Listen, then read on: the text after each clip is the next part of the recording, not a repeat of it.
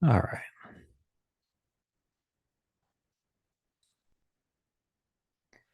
So today is August 17th, 2025, and we are scheduled, or I am scheduled to give a talk on why Kriya Yoga and meditation ruins your relationships. I'm going to talk on that. I thought about changing the topic because I also realized that today, August 17th, is the 25th anniversary of when I first began practicing Kriya Yoga. So it's been 25 years now. I think I met Roy in person 3 days before that on a 4 days before that on a Monday. And then on a Thursday, that's when I learned the official Kriya Yoga techniques. And I've been practicing them ever since, except for about 30 days, uh, 7 years into the practice when I thought I was enlightened. I didn't practice it for 30 days then. But after that, I did continue meditating every single day, practicing Kriya Yoga. And I don't think I've missed a day other than those 30 days. During those 30 days, when I thought I was enlightened, I was scheduled to go visit with Mr. Davis down in Georgia. And I was so excited to tell him how enlightened I was. And when I told him, he didn't he didn't smirk, he didn't laugh, he didn't change his demeanor at all. He was just steady, and he looked at me and he said, well, even after Lahiri Mahasaya experienced enlightenment, he kept meditating. So I decided to pay attention to what my teacher Roy had to say. And it's important to realize that this practice is something that you do every day, and it makes more sense as you keep practicing. But if you ever think that you are reaching an end and that you don't need to meditate anymore, I would follow up again with what Roy said, which was that even Lahiri Mahasaya, the primary founder of Kriya Yoga, after he had his enlightenment experiences, he also kept meditating for the rest of his life. So we have to remember that. And this is a big day as well. After our talk this morning in meditation, we have the Q&A session for Kriya Yoga Apprenticeship students and Patreon members. And those of you who want to sneak in, you're welcome to just stay on the call and you can sneak in and see how that goes. And then after that, we have our first Vedic astrology Q&A for our 12-week astrology course. And that'll happen at noon today. So a lot going on. But let's go ahead and back up to what you all are here to talk about. And we do have a lot more people here than usual. So there must be a lot of interest in this idea of why yoga meditation ruins your relationships. Now, those of you probably caught on that that is a little bit of clickbait, meaning that it's a controversial, sort of attention grabbing topic. But I feel it's actually an important topic to talk about for many reasons. And mainly it's because what I observe in people's lives, the more they practice meditation. And at first I thought to myself, well, clearly this must be just the experience of yoga, the transformational experience of yoga. But many of you know that I really enjoy meeting with my own counselor and my own therapist to review things, to talk about things. And I brought this up. I said, oh, yeah, this is what I'm going to talk about on Sunday. And she said, oh, yeah, that's the same thing that happens when people go through counseling, when people start changing psychologically, that it's as if their relationships become ruined. And let's consider what's really going on there. And I'm sure many of you already have a sense of this. Whenever you begin a spiritual path, or you begin meditating, or you begin engaging in practices which are positive for you, they're changing you, they're helping you grow, they're encouraging you to become more mature, wiser, they're introducing you to profounder states of consciousness. Well, anytime that happens, the situations around you, they're not necessarily changing, but your perception of what is going on around you changes. Because once you begin meditating, once you begin practicing Kriya Yoga, essentially what you are doing is you are bringing more light into your life. You're bringing more clarity. You're bringing more wisdom into your life. And if up until the point that you began practicing, you were kind of on autopilot, you didn't really think about how the relationships around you influenced you. You didn't really think about how your foods impacted your states of consciousness. You didn't really think about how important it was to meditate, to keep your mind, your inner awareness clear. But now you're starting to think in that way. And as soon as you start making these changes, most people begin to recognize, oh, I have a lot of dramatic relationships around me. I have a lot of people that are focused more on fear and anxiety than they are on light, clarity, wisdom, and behaving appropriately in the moment. They start to realize that maybe a lot of their depression or a lot of their struggles that they have aren't because that there's something fundamentally flawed within their neurotransmitters. Maybe it's because the people around them are just all fixated on negative, difficult things. And that starts to create a kind of uncomfortableness because now here you are seeing these influences and you yourself are trying to change to rise above them, but no one else around you is. And so immediately that's going to start to create a kind of friction. That's going to create some strain and some struggle because you are changing, but the people around you are not. Now, I do want to say that with this theme that yoga, meditation, and self improvement ruins your relationships, that's not true for everybody because it is possible that you are actually surrounded by supportive, loving, helpful, kind, positive, optimistic people. That is absolutely possible, which means that once you begin practicing meditation or yoga, you just become more aware of that and that becomes amplified within your life. But my experience is that that's not really common for a lot of people. And so you begin to change, but the people around you don't change. And this is where the stress comes in because not only do they not change, but now you want them to change. Now you see all these things which are good, which are wholesome, which are uplifting, and you want them to make those changes. And then stress comes in because now you're trying to lecture people on why they should be a vegetarian, or you're trying to lecture people on why they should be optimistic, or why they should give up all of their negative thinking. And they don't care about that. Every now and then you might catch a person who will care about it, but most of the time most people just want to stay where they are. Otherwise, they'd be doing what you're doing, which is starting to make some positive changes in your life. So ultimately, it's not that there is some negative power in yoga and meditation. It's simply that you are changing for the positive, and the people around you might not be. And we don't even have to look at this in regards to meditation, deep spirituality. Just try to change your diet. If you live in a family that just eats junk food all the time, see how hard that is. That alone causes enough struggle and grief within your life. So it's not just meditation and yoga, it's anything that you do which encourages greater improvement, greater understanding, greater wisdom within your life. And the problem that occurs for most people, and this is often why most people quit their meditation practice or quit taking their spiritual path seriously, is they feel like they're alone. They start making these changes. They start having the resistance to the family situation, to their spouse, and so on.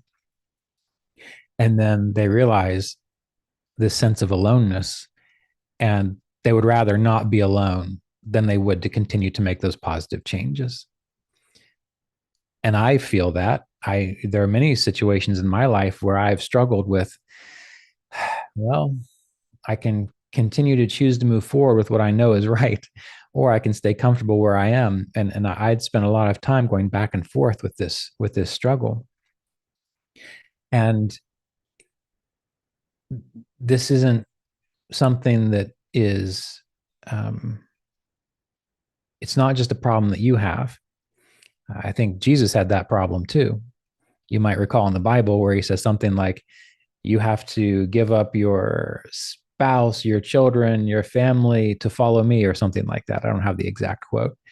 And it's also something that happened with the Buddha, wasn't it? If you remember the story of the Buddha. And I'm tapping into things that I don't have a lot of knowledge on, but I do recall that I believe the Buddha was married and then had a child. And then when he became the Buddha, he abandoned them all.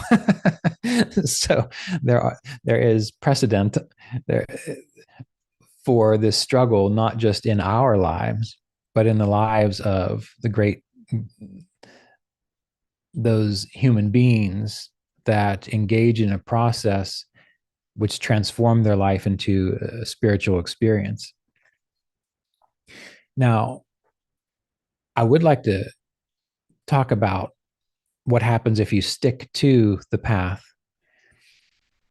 And again, I mentioned that today was the 25th anniversary.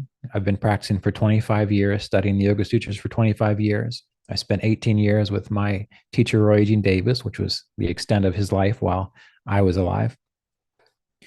So I've experienced lots and lots of changes in that time.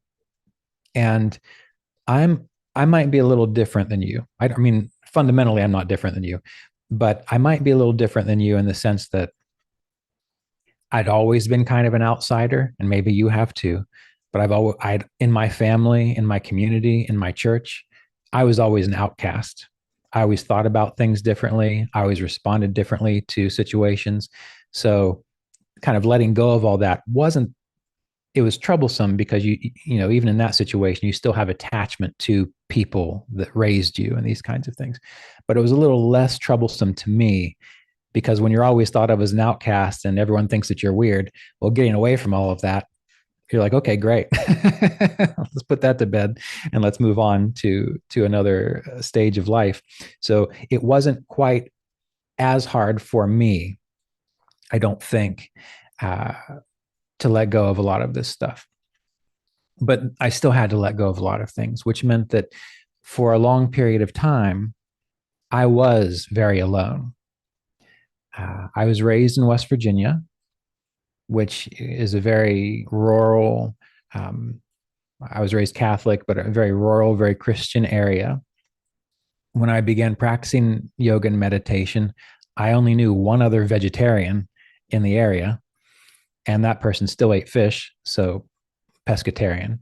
I didn't know anyone else. I knew two people that practiced hatha yoga. I knew no one who practiced meditation. I had no concept of gurus or the Yoga Sutras or the Bhagavad Gita. None of that was in my field. But then I studied, I began reading Autobiography of a Yogi. I met my teacher, Roy Eugene Davis, and all of that started to change. And fortunately, my partner at the time was also interested in alternative healing, meditation. In fact, she was the one who introduced me to the people who introduced me to Autobiography of a Yogi. And so I had that connection. But even there was a struggle. There was a sense of aloneness because as soon as I met Roy and I began practicing Kriya Yoga and someone told me, read the Yoga Sutras. And that's all I did was I read the Yoga Sutras, read the Bhagavad Gita. That's all I did was I read the Bhagavad Gita. Well, now I'm even an outcast in my relationship because all I'm doing is meditating and reading these things. And my partner, Melissa, she was interested in them, but not quite as much as I was. And so me being young and in my 20s thought, oh, well, this isn't going to work out. She has to believe everything I believe. And you've heard this story before, likely, where I basically said something like, if you're not going to take this as seriously as I am, I don't know if this relationship is going to work out, which was a horrible thing to say because everything else in our relationship was very supportive. So much so that then when we went and visited Mr. Davis a few months later, I guess she had mentioned that to him because it hurt. And he just looked at me and we're sitting there together. And he said, you leave her alone. He said, she's doing exactly what she needs to be doing.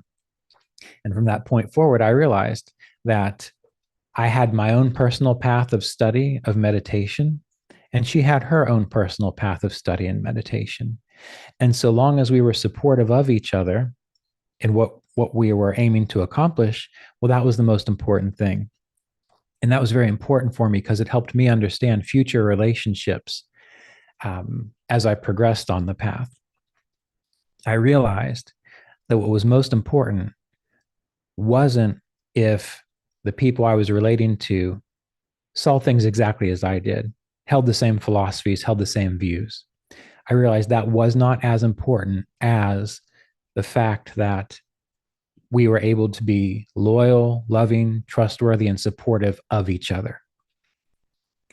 And so from that point forward, the friends that I had, many of them were interested in Kriya Yoga, but the best friends that I had didn't even care about Kriya Yoga.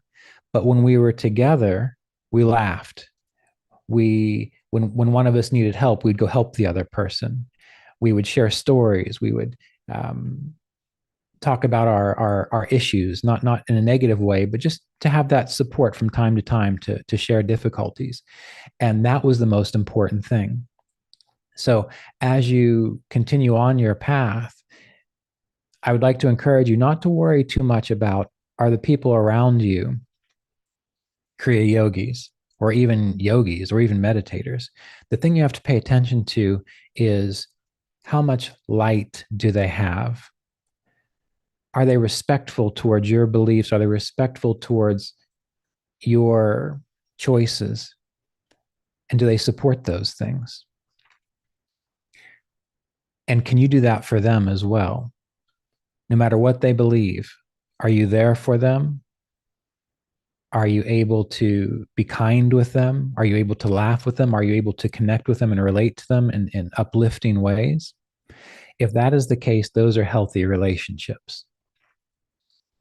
Unhealthy relationships are constantly struggling with anxiety, drama, depression. And depression is a very real thing. And I'm not saying that we are judging anyone who has depression, but when there's like a negative undercurrent to a relationship, where every time you go to meet with someone, it's just always one thing after the other, you really have to ask yourself, do you have the energy and the capacity to continue to support that negativity? And that's always the other question that comes up, is how much do you try to shift someone's perspective?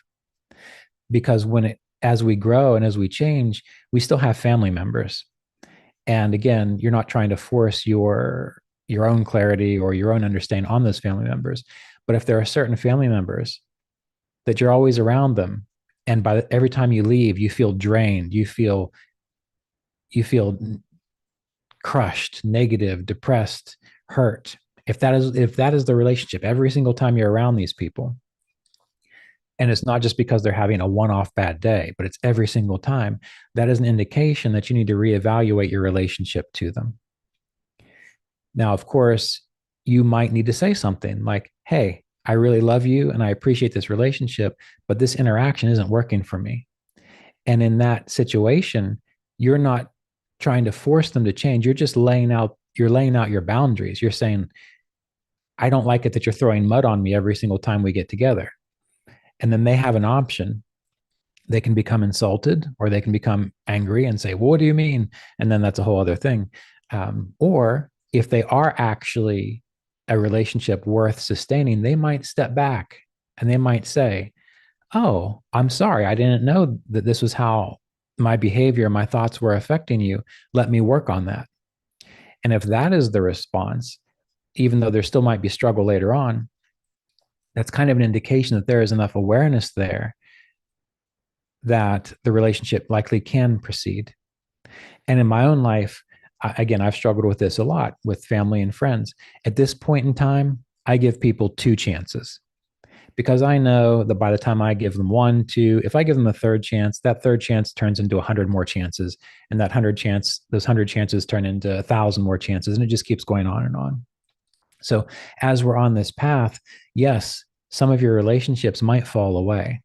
And you might have to consciously decide what your boundaries are within your relationships, because we only have a certain amount of time in this life. And the thing that we often forget is that every single one of us, every human being that exists, has a choice. They have a choice to decide what they want to put their attention on. And as human beings, and it depends on how we're raised, but sometimes we're raised in such a way that we feel like we are responsible for everyone else. That's how I was raised. Fortunately for you, it turned me into a teacher. But there was a lot of psychological working through of realizing that I am not responsible for everyone's well-being, happiness, spiritual progress, and so on.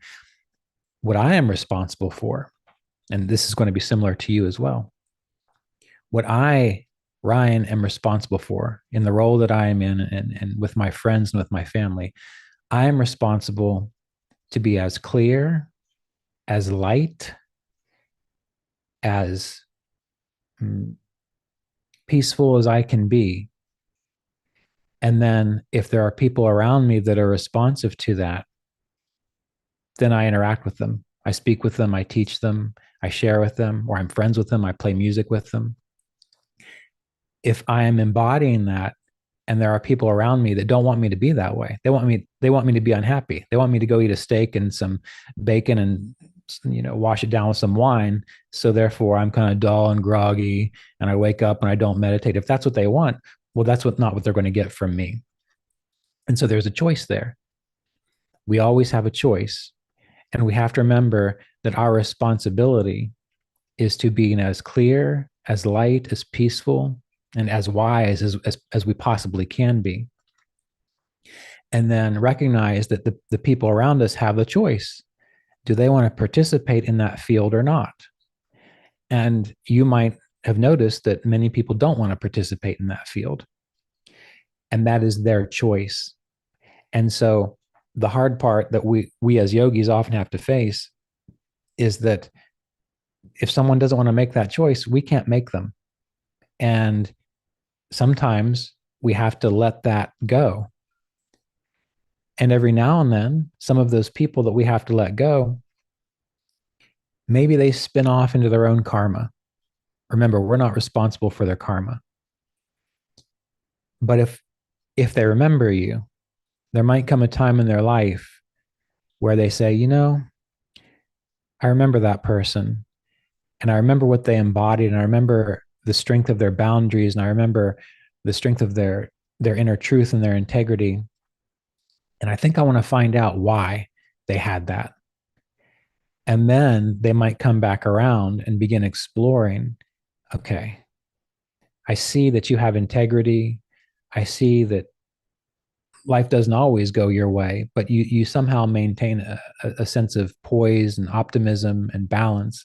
How? How is that possible? And then you might not be a teacher, but you can say, oh, well, I began meditating. Or you might want to read this book. And in that case, there's an opening to begin to nurture a new kind of approach to that relationship.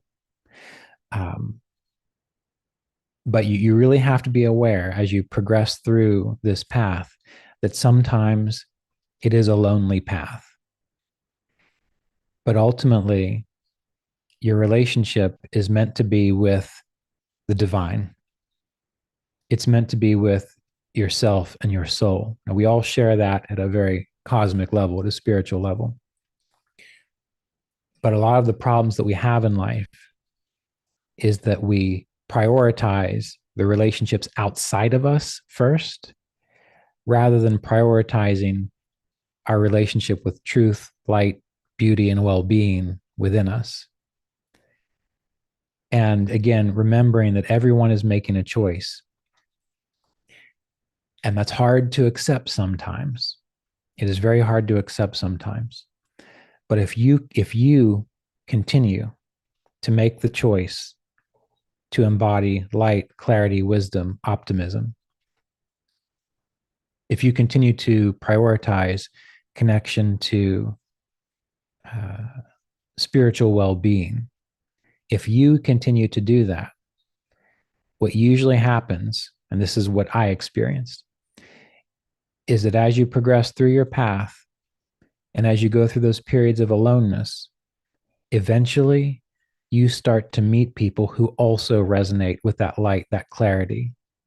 They might not be on your spiritual path, but they are just good people. And that's what happened in my life. When I began practicing, immediately a whole bunch of my friends fell away. I spent a whole lot less time with my family. There were many, many years of me really only having a relationship with my wife and my first wife, Melissa, and my guru, Roy. That was essentially it. And occasionally some friends. But then as the years went by, as the decades passed, eventually I started meeting musicians who were very buoyant, very kind, very good musicians, and they had no drama at all. They were just really fun to be around. In fact, the band that I'm in right now, it's an Irish band, and it's myself, an 80-year-old woman who plays violin and mandolin and sings, who is an international journalist. She travels all over the world. She's been in India, and she doesn't meditate or anything, but she's familiar with a lot of the stuff.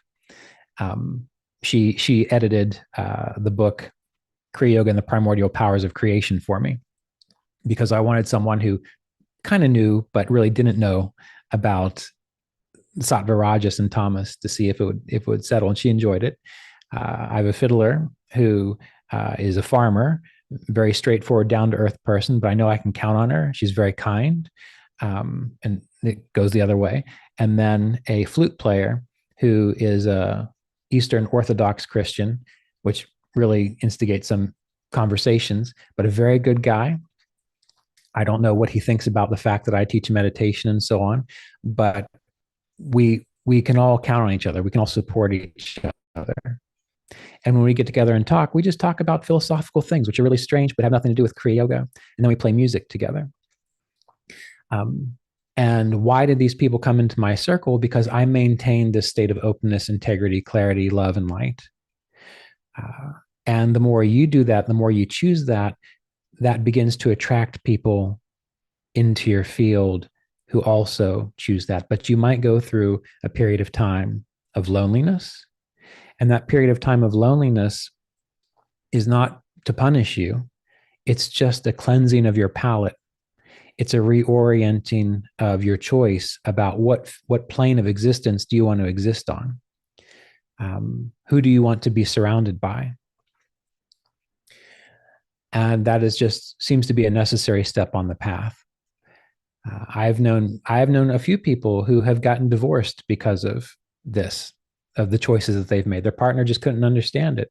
And what happened was they began to change, grow, and become something new, but the partner didn't want to. And so it wasn't that this was a malicious energy happening. It was just that one person wanted to change and another didn't. And as my counselor therapist said, that's just what happens in counseling. As you begin going through counseling, you begin seeing your own inner strength, your own inner light. You begin seeing the goodness within yourself. And then you start making different choices, and the people around you don't want to do that, or they don't want to support it. And so it causes this friction. So ultimately, it is not that yoga meditation ruins your life, as the clickbait title would have you believe. It's more that you are just choosing to change. And as you go through that process, you yourself have to be kind to yourself and to the people around you, because their resistance isn't because they don't like you or because they want you to suffer. It's because they don't know any better themselves, or they would probably change too. And so you have to have compassion for yourself, and you have to have compassion for others. And in that compassion, again, in my experience, it was simply saying to them, look, I love you. I do wish we could maintain this, but I'm going over here. And I don't want to stay in this place anymore. I don't want to think this way anymore. I don't want to feel this way anymore. I want to go over here and I want to experience this. I would like it if you wanted to come with me. You can give the option, and how you do that, you have to figure that out for yourself, depending on the situation. But you also have to respect the fact that maybe they don't want to do that. I mentioned I was in a band. We play Irish music and Celtic music. Well, there was a point in time when I played a lot of very loud rock and roll. And so imagine if I'm in a band of people who love to play loud rock and roll, and now I want to play Irish music, and I start saying to them, hey, let's play Irish music. Let's get out the mandolin. Ding, ding, ding, ding, ding, ding. This is very quiet stuff. Let's do that. Now, would it really be, should I expect them to want to do that? No. If they love rock and roll, let them stay playing the loud rock and roll. If they want to come over and play some acoustic music, let them. But you don't try to force them to believe what you believe. You don't try to force them to see that what is important to you has to be important to them as well. And this is part of the maturity of the process. So we have to learn to Recognize this as our process. And then eventually you will meet more musicians who like quieter music, more melodic music. It'll come around. Just take some time. So it's an interesting process. And and one of the final things I would like to say before we meditate together is that the process of change in this regard doesn't necessarily mean everything will go smoothly. Will go smoothly just because you make these changes. And a quick story from my yesterday, as in actual yesterday. I woke up and I decided I was going to meditate. And after I meditated, it was a Saturday, so I was going to go for a bike ride. And we had a leaky faucet, an outdoor leaky faucet, where you put the hose in and you can water the garden. It had been leaky for a while. And if you just turned it just right, you could get it to go off, but it was sort of a pain in the butt to get it to turn just right. And this has been going on for probably about a year. And finally, I decided I'm going to change this faucet. Easy peasy, no problem. So I told Jasmine, I said, I'm going to wake up, I'm going to meditate, I'm going to go for a bike ride, then I'm going to change that faucet, and that's all I'm going to do for the day. As if after I did this easy task of changing the faucet, I was just going to relax and sit by the garden or sit in bed and read or do something peaceful.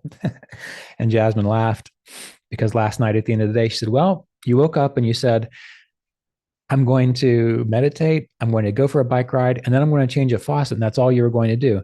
And that's all you did. You started changing that faucet around noon and you didn't get done until 8 o'clock at night because it was not an easy fix. I ended up having to bust it out of the wall. And then I had to have my dad come over and solder some things. So, and I laughed because when Jasmine came downstairs to look at all that, and she said, you were very optimistic about how easy that was going to be. And I said, yeah. I said, well, it didn't make it any easier, but the optimism I had made me not so upset about the fact that it didn't work out because I was still able to laugh about it going through the process. So keep in mind that as you shift gears, as you become more optimistic, as you become clearer, as you become more expansive in your consciousness through the practice, things are still not going to work out the way that you thought they were. But as you go through that, you're going to find that you are more lighthearted about it, that you are more free about it, that your awareness doesn't become too bogged down in the fact that not only did you have to run to the hardware store twice and then call your dad and he had to come over, then you had to run somewhere else and you had all these other things that you wanted to do, which clearly I didn't. You were able to roll with it, and it turns into a good story. So let's go ahead and meditate together.